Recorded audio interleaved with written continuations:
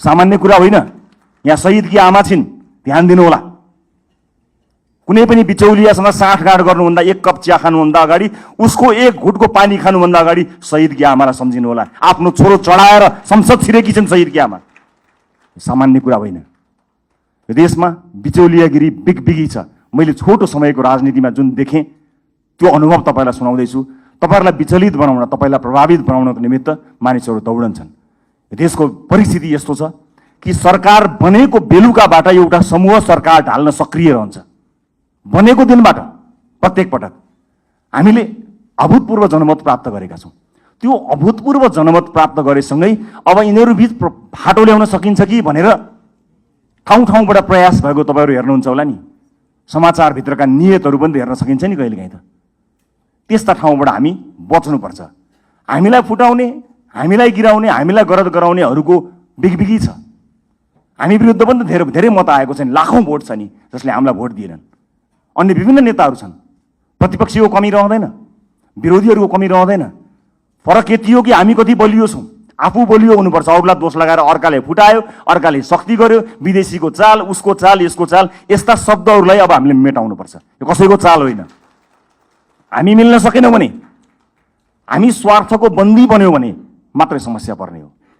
विभिन्न राजनीतिक पृष्ठभूमिबाट रासोपा आउनुभएका साथीहरूलाई मेरो स्वागत छ। तपाईँहरूले कहीँ कतै हेजिटेसन भन्छ नि, कहीँ कतै तपाईँले लघुतावास राख्नै पर्दैन।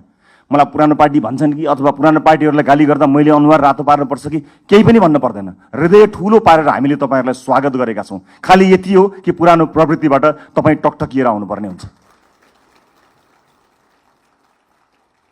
किनकि देश त्यस्तो अवस्था गरी नचलोस् भनेर कलिला भाइ बहिनीहरूले रगत बगाएका हुन्। हामीमाथि ऐतिहासिक जिम्मेवारी छ। यो 5 वर्ष नियमित रूपमा आएको चुनाव होइन, यो त शहीदहरूले रगत बगाएर आएको चुनाव हो। यहाँ जथाभावी अभिव्यक्ति दिने, यसलाई मनोरञ्जनको विषय बनाउने र हल्का खुलफुलका रूपमा प्रस्तुत हुने छुट कसैलाई पनि छैन, मलाई पनि छैन। हामी देखिरहेका छौँ। तपाईँ हाम्रा गतिविधिहरू नागरिकले हेरिरहेका छन्। भोट दिएका जनताको शिर झुक्ने काम कसैको कुनै अभिव्यक्तिबाट, कुनै क्रियाकलापबाट हुनु हुँदैन। प्रत्येक भोटको इज्जत हुनुपर्छ। हो, सञ्चार माध्यममा बोल्न रमाइलो लाग्छ, आफ्नो बारेमा समाचार आउँदा रमाइलो लाग्छ, आफ्नो बारेमा वाहवाही हुँदा रमाइलो लाग्छ। सञ्चारकर्मी साथीहरू पनि यही समाजका साथीहरू हुन्, उनीहरू मित्र हुन्। उनीहरूले कहिलेकाहीँ आफ्नो पक्षमा राम्रा कुरा लेखिदिँदाखेरि आफू दङ्ग परिन्छ। तर त्योभन्दा अलिकति माथि उठ्नुपर्छ।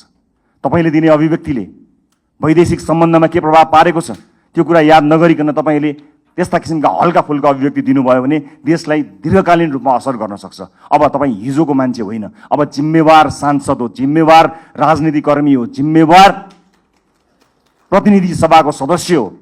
त्यसकारणले आफ्नो भूमिका परिवर्तन भएको छ।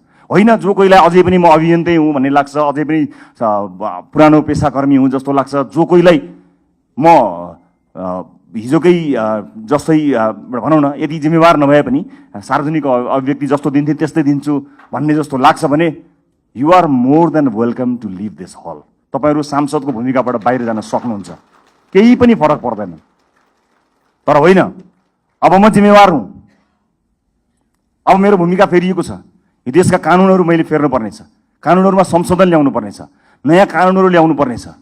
मलाई मत दिएका जनताको घर घरमा खुसियाली आउनु पर्नेछ र मलाई मत दिएका जनताको चुलो बोल्नु पर्नेछ। मलाई मत दिएका जनतालाई प्रभाव पर्नुपर्नेछ। उनीहरूले मैले जस्तै अस्पतालमा उपचार गर्न जाँदा बेड पाउनुपर्छ, कसैको सोर्स बिना भन्ने कुराको महसुस तपाईँलाई हुनुपर्छ।